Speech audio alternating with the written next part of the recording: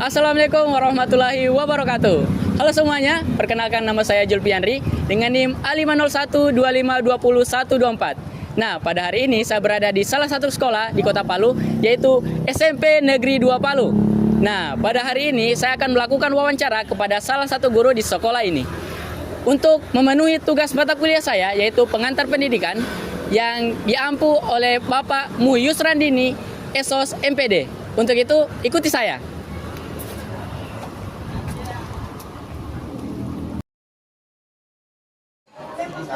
Bismillahirrahmanirrahim. Assalamualaikum warahmatullahi wabarakatuh.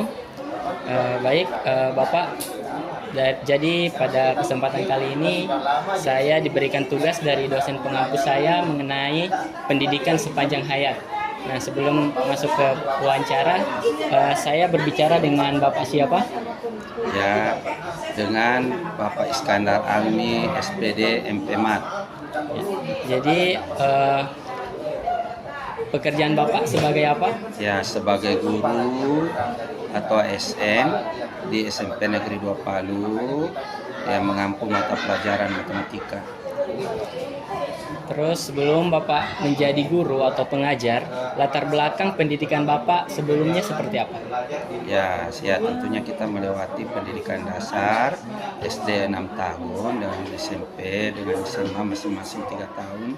Kemudian saya pendidikan lanjut S1 di Universitas Tadulako di jurusan pendidikan matematika S1. Setelah itu saya mengajar beberapa tahun. Setelah itu lanjut pendidikan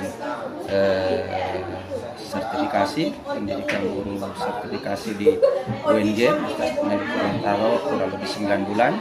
Setelah itu tahun 2010 saya lanjut pendidikan S3 di ITB, mengambil jurusan pengajaran matematika. Baik. Terus Bapak, jadi mengenai pendidikan sepanjang hayat ini, menurut Bapak, mengapa pendidikan sepanjang hayat penting bagi individu maupun masyarakat? Ya, pendidikan sepanjang hayat itu bukan lagi kita mengatakan bahwa tidak penting. Intinya ini adalah sangat dibutuhkan, adanya itu penting adanya, sangat dibutuhkan. Kenapa? Ketika kita tidak melaksanakan pendidikan sepanjang hayat, maka kita akan ketertinggalan dengan melihat perkembangan zaman yang ada sekarang ini. Baik, Bapak. Apakah Bapak pernah mengikuti kegiatan belajar di luar jalur formal seperti kursus, pelatihan, seminar, dan lain sebagainya? Ya, tentunya harus. Kita jangan hanya mengandalkan pendidikan kita waktu kita kuliah S1 atau S2.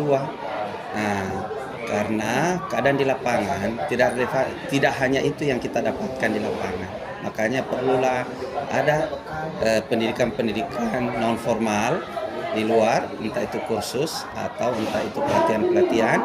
Ada banyak yang biasa saya jalani, termasuk pelatihan-pelatihan pengembangan diri, bagaimana mengelola emosi kita, bagaimana kita mampu bekerja sama dengan orang lain. Ya. Baik Bapak, selanjutnya bagaimana pendidikan sepanjang hayat dapat diterapkan dalam kehidupan sehari-hari menurut Bapak? Ya, pendidikan sepanjang hayat, bagaimana menerapkannya dalam kehidupan sehari-hari adalah tentunya dia harus secara berkesinambungan, supaya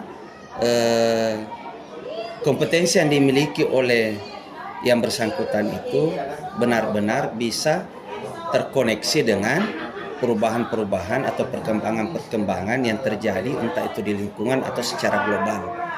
Ya, gitu. Kemudian bagaimana pendidikan non formal atau informal memberi manfaat dalam kehidupan sehari-hari?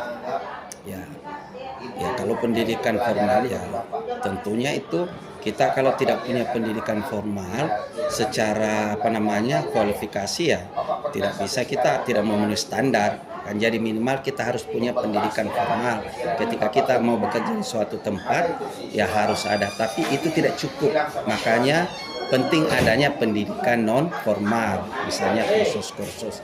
Kayak kita pendidikan non formal guru harus dengan perkembangan IT sekarang ini, perkembangan informasi ini, guru harus banyak membuka diri mengikuti kegiatan-kegiatan atau pelatihan-pelatihan, misalnya bagaimana dia mampu menggunakan aplikasi-aplikasi yang digunakan dalam, misalnya kalau guru kan ada banyak aplikasi-aplikasi yang bisa digunakan untuk meningkatkan kompetensinya sebagai guru. Kemudian Bapak, apa tantangan terbesar dalam mewujudkan pendidikan sepanjang hayat di masyarakat kita pada saat ini? Ya, itu tantangan yang terbesar untuk mewujudkan pendidikan sepanjang hayat di masyarakat. Iya, apalagi kalau pertama faktor umur. Manusia kalau terkesan kalau sudah berumur dengan terlalu banyak juga kesibukan di luar dari kesibukan di rumah tangganya atau di rumahnya atau di luar sana, itu yang bisa menjadi tantangan buat dia untuk melakukan pendidikan formal. Tapi kalau dia tidak melakukan hal itu, dia akan terdegradasi, dia akan tidak bisa istilahnya diberdayakan. Makanya dia harus dengan harus rela membuka diri, bagaimana bisa menyesuaikan dengan terutama kepada generasi-generasi yang baru. Bagaimana kita bisa, karena kalau kita tidak mampu mengimbangi mereka, maka kita tidak bisa juga istilahnya kita ini kan bekerja dalam suatu organisasi. Ketika kita tidak mampu mengimbangi kemampuan-kemampuan atau tuntutan-tuntutan pekerjaan yang harusnya kita disesuaikan dengan zaman, lantas kita tidak juga mengikutinya, maka disitulah akan terjadi kepincangan, akan terjadi ya tentu ya lambat perkembangan atau kemajuan dari lembaga itu. Jadi dari tantangan terbesar Bapak, bagaimana cara Bapak mengatasi tantangan tersebut? Ya, caranya saya, ya kalau seperti saya kan, ya saya harus banyak pelatihan. Kemarin saya ikut kegiatan pelatihan, ada banyak guru di sini, bagaimana misalnya kita ambil contoh bagaimana penggunaan aplikasi Google Form atau banyaklah aplikasi-aplikasi yang digunakan untuk kepentingan pembelajaran, bagaimana kita menyusun penilaian, bagaimana mengikuti perubahan-perubahan kurikulum. Itu harus ada, selalu ada pertemuan-pertemuan di antara kita sesama guru terkait dengan masalah bagaimana mengelola emosional kita, bagaimana meningkatkan kinerja kita. Adalah pendidikan, namanya pendidikan guru penggerak. Ini baru-baru saya beberapa 1 tahun 2 tahun yang lalu saya mengikuti kegiatan magang kurang lebih 1 bulan di Jakarta, dan lanjut kurang lebih 1 tahun di sini. Kita dikontrol oleh terus yang bekerja sama dengan pihak Sampurna Foundation. Itu intinya adalah bagaimana mengelola sekolah ini, organisasi yang kita tempati bekerja ini, bagaimana kita memanage sekolah ini. Di situ bukan bagaimana kita kita mengajar, tapi hanya bagaimana kita mengajar, tapi ada banyak hal-hal yang kita pelajari di sana. Bagaimana kita membuat program-program sekolah kita supaya sekolah kita menjadi maju. Seperti itu pendidikan yang kita peroleh di luar sana. Jadi dari tantangan dan cara mengatasi Bapak melalui hal tersebut, apa harapan Bapak terkait perkembangan pendidikan sepanjang hayat di Indonesia saat ini? Ya, tentu saya inginnya bagaimana generasi muda ini terus, generasi-generasi berikutnya benar-benar mau membuka diri, mau banyak belajar, mau mengikuti perkembangan zaman, agar di mana Anda bekerja, di mana Anda berada, mampu diterima oleh lembaga Anda atau kelompok-kelompok orang yang Anda temani bekerja, supaya benar-benar bisa menjalin kolaborasi dan organisasi itu atau bahkan secara global Indonesia ini bisa lebih maju. Nah, itu.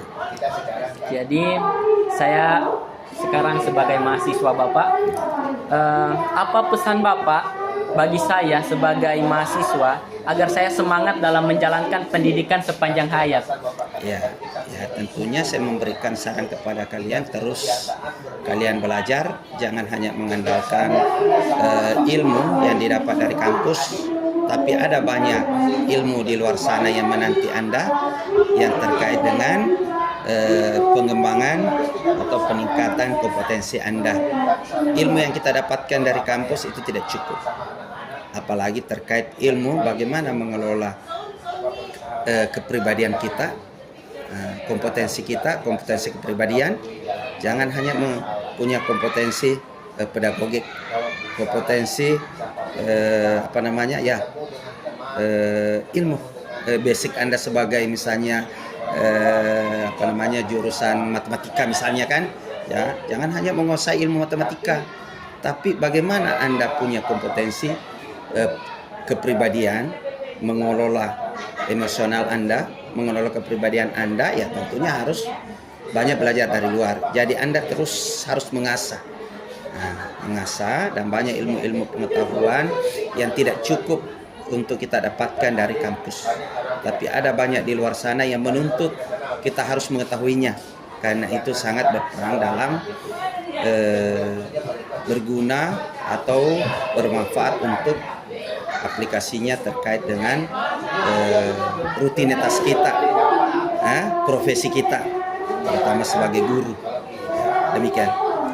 Baik Bapak, terima kasih banyak telah menemani saya dalam proses wawancara mengenai pendidikan sepanjang hayat.